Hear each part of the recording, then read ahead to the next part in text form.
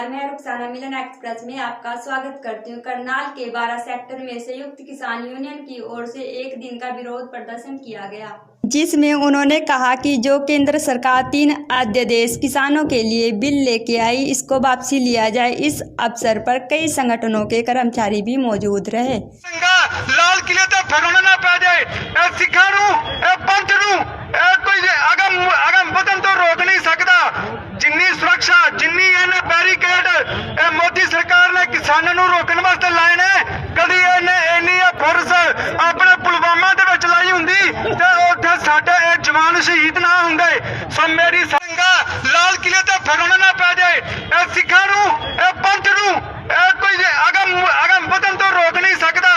जिन्नी सुरक्षा जिन्नी इन्हें बैरीकेड मोदी सरकार ने किसानों को रोकने वास्ते लाए ने, कभी इन्नी फोर्स अपने पुलवामा दे विच लाई हुंदी ते उत्थे साडे जवान शहीद ना हुंदे। सो मेरी बोलो यहाँ से सभी साथियों से एक निवेदन है, जो भी यहाँ पर बिरादरी की और किसान, मैं समझता हूँ कुछ बंदे माइक पे आके जो उनके दिल में जो ही बात होती है वो एक तरह की बात ही कह जाते हैं। सिर्फ किसानों पे अपना फोकस रखे और सिर्फ किसान नहीं। मेरा नंबर तो आगे एक दूसरे जाए भाड़ में, तो अपना 1 मिनट लगा के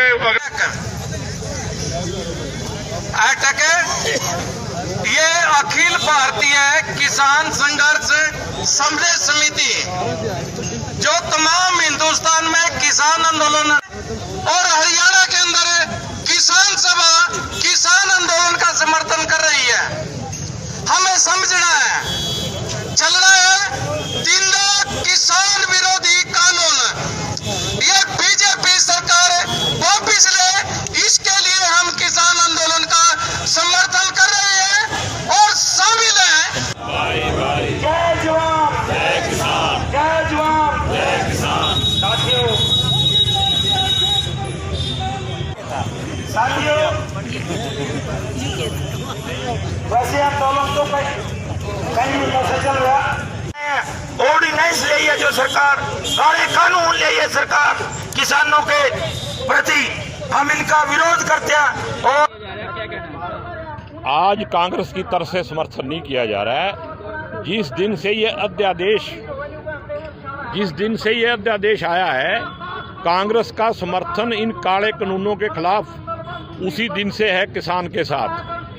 और ये जो काले कानून हैं, आप तो एक छोटे से विचारक के तौर पे सोचो, सारे जितने पत्रकार हो, भाई ऐसा देश में कोई आफत आई हुई थी कि अध्यादेश जारी कर दिया। अध्यादेश तो तब जारी होता है जब इमरजेंसी लगी हो और पार्लियामेंट उठाने के लिए पार्लियामेंट ना बैठे, तो तुरंत जिस चीज़ की जरूरत हो।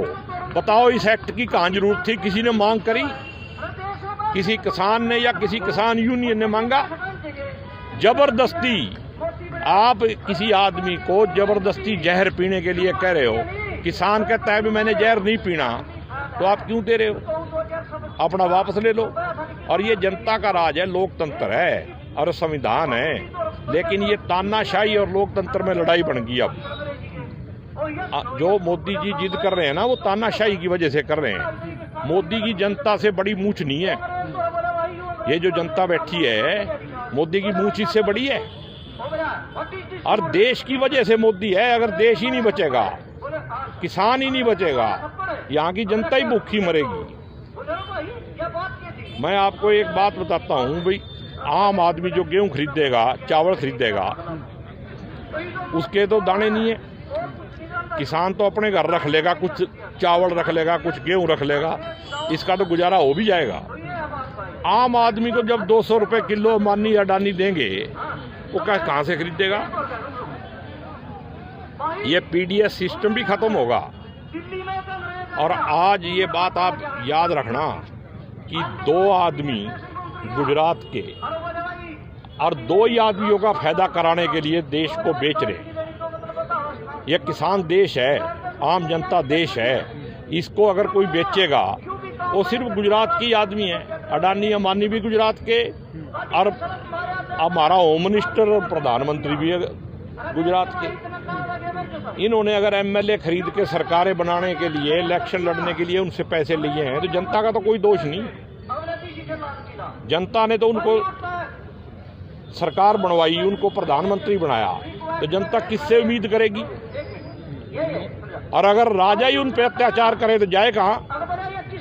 दुष्यंत चौटाला ने केंद्रीय नेताओं से मुलाकात की। दुष्यंत चौटाला जो है ना, नितिन गडकरी से मुलाकात मैं देखो दुष्यंत चौटाला व्यक्तिगत तौर पे नहीं करता, लेकिन राजनीतिक तौर पे दुष्यंत चौटाले का नाम लेना भी पाप है आज के दिन। मैं उसका नाम ही नहीं लेना चाहता। तो क्या निजी स्वार्थों की वजह से ये इसके बारे में उसको सोचना चाहिए। दुष्यंत की वजह से लोग चौधरी देवीलाल को गालियां दे रहे हैं, शर्म आनी चाहिए। क्या राज है, ठोकर मार दे राज तो फिर आ जाएगा। अभी तो 31-32 साल का है वो।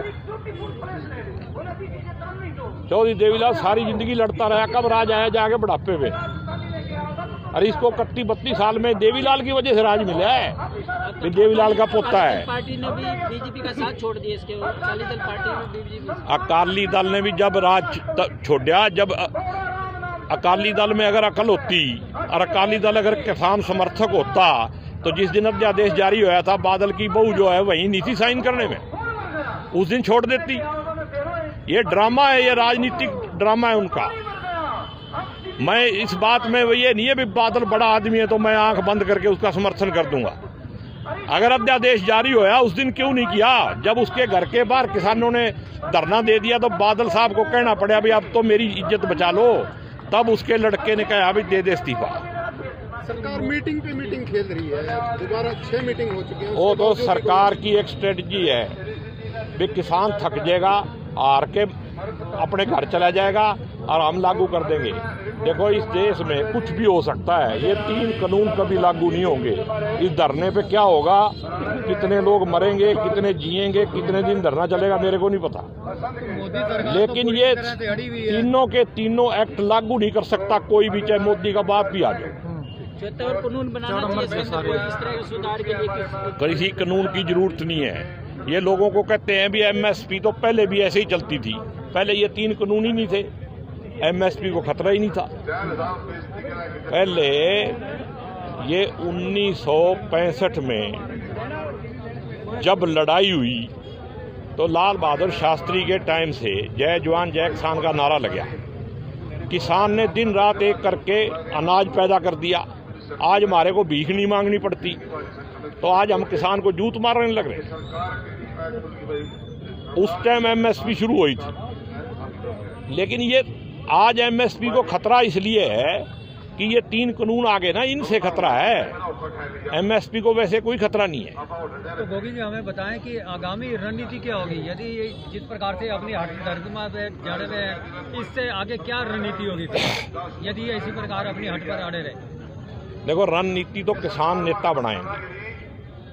हम तो किसानों के साथ हैं, किसान के बेटे हैं, इसलिए किसान के साथ हैं। और मैं देश की आम जनता से एक अपील करना चाहता हूं कि आम जनता की लड़ाई, देश की लड़ाई आज किसान जो इस देश का अन्नदाता है वो आगे लग के इस ठंड में, इस मुसीबत में 19 दिन से तकलीफें सह रहा है। पंजाब वाले तो पिछले 3 महीने से सह रहे। ये जनता को समझ लेना चाहिए कि आपकी लड़ाई है, सारा बोझ आप पे आएगा, अडानी अंबानी आपको लूटेंगे, किसान तो फिर भी बच जाएगा क्योंकि वो तो अपने घर में मूली सब्जी जो भी है उगाएगा, थोड़ी बहुत खा भी लेगा। जो ये शहर में मध्यम वर्ग और गरीब वर्ग है ये कहाँ से खाएगा?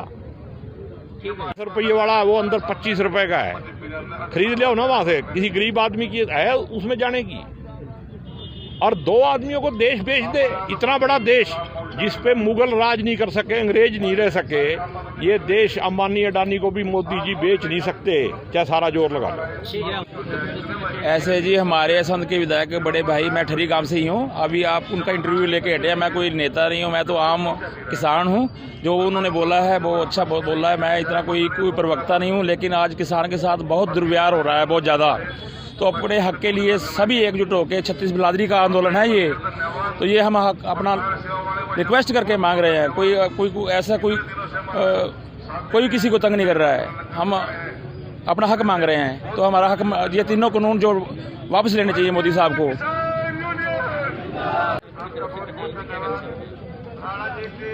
ये जो किसानों के खिलाफ काले कानून मोदी सरकार लेके आई है, इतने दिनों से 25 तारीख से जो दिल्ली में धरना किसानों ने दे रखा है, पंजाब के किसान हज़ारों ट्रालियों लेके दिल्ली में धरना लगाए बैठे हैं। उसके बाद पूरे इंडिया में जो किसानों ने उनका साथ दिया है, ये खाली किसानों की लड़ाई नहीं है। जो किसानों से 80% लोग किसानों से जुड़े हुए हैं, चाहे वो दुकानदार हैं, चाहे कोई भी खाने वाला, हर आदमी खाना खाता है और खाना जो अन्न है वो किसान पैदा करता है।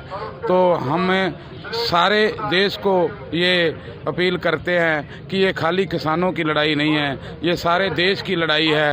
इन 4 घरानों के खिलाफ है जो मोदी के एक चमचे बने हुए हैं, अडानी और अंबानी। हमारे सारे देश को इनके खिलाफ लड़ाई लड़नी होगी, नहीं तो ऐसे आज ये लड़ाई अगर हम हार जाते हैं तो आगे मोदी साहब ऐसे ऐसे कानून लेके आएंगे कि यहाँ हो सकता है कि ये लोकतंत्र ख़त्म कर दें और आने वाले टाइम में यहाँ कोई राजा या महाराजों वाला जो पहले चलता था वही काम यहाँ आ जाए। तो हमें तो सारे देश से यही अपील करते हैं कि किसानों का साथ दो और अपनी लड़ाई खुद लड़ो। ये ना कहो कि ये किसानों की लड़ाई है, ये पूरे देश की लड़ाई है।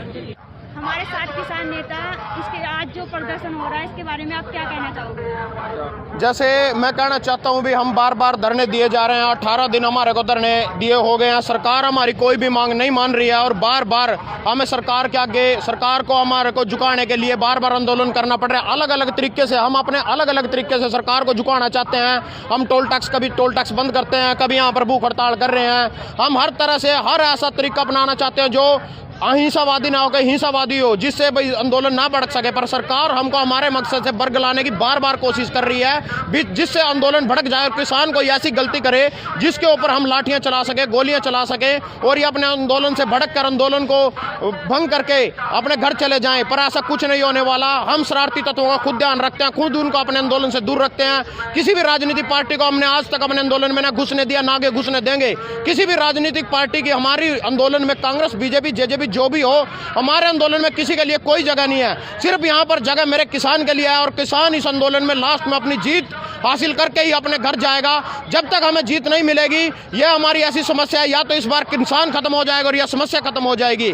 हम एक ही बात कहना चाहते हैं, या तो हमको गोली मार दो, हमको यहीं पे खत्म कर दो, या हमारी समस्या का निपटारा करके MSP दे के हमारे को घर भेजा जाए। हमारे टिकरी बॉर्डर में भी, दिल्ली बॉर्डर में किसान जो मैं आज पूरे क्षेत्र में दिया, इसमें किस तरह से आप समर्थन करते हो? जितने भी मेरे भाई टिकरी बॉर्डर में बैठे हैं, बिल्कुल भी घबराने की जरूरत नहीं है। पूरा आवाम, पूरी जनता भारत के हमारे साथ है। जो भी ये जियो का सिम का बहिष्कार कर रहे हैं, रिलायंस के पेट्रोल पंप का बहिष्कार कर रहे हैं, और ये किसी भी तरह का जो अदानी अंबानी की तरफ से कोई भी ऐसा प्रोपेगेंडा हिंदुस्तान में चलाया गया है जिससे इन कंपनियों को फायदा हो रहा है, हम हर एक चीज़ का बायकॉट करेंगे। हम इनकी साजिशों को, प्राइवेट सेक्टर जो इंडिया में बनाया जा रहा है, हम इसका बहिष्कार करेंगे। कभी भी इनको अपने इरादों में कामयाब नहीं होने देंगे। और जो मेरे भाई टिकरी बॉर्डर पे बैठे हैं, आप वहां पर डटे रहो। बहुत जल्द हम आपके पास दोबारा, कल सुबह यहां से मैं घर से चल पड़ूंगा और मेरे बहुत सारे भाई पंजाब, हरियाणा, यूपी, सारी जगह से, राजस्थान से वहां आ रहे हैं। घबराने की कोई जरूरत नहीं है, खाने पीने की वहां कोई समस्या नहीं है। जितने भी भाई यहां से जाना चाहे करनाल डिस्ट्रिक्ट से, सब जा सकते हैं। कोई किसी की तरह की कोई दिक्कत वहां पर नहीं है। रहने की, खाने की कोई प्रॉब्लम, कोई समस्या नहीं है। मेरा पूरा नाम भजन सिंह है, गाँव मणक माजरा है। सरसों का तेल और टमाटर, मटर, मैदा, चौन, ये हमने भेजा है। क्या आपने खाने का सामान भेजा? हाँ, जो हमने खाना भेजा है और भी बेचते रहेंगे। गाँव में से हम इकट्ठा कर रहे हैं और हम बेचते रहेंगे।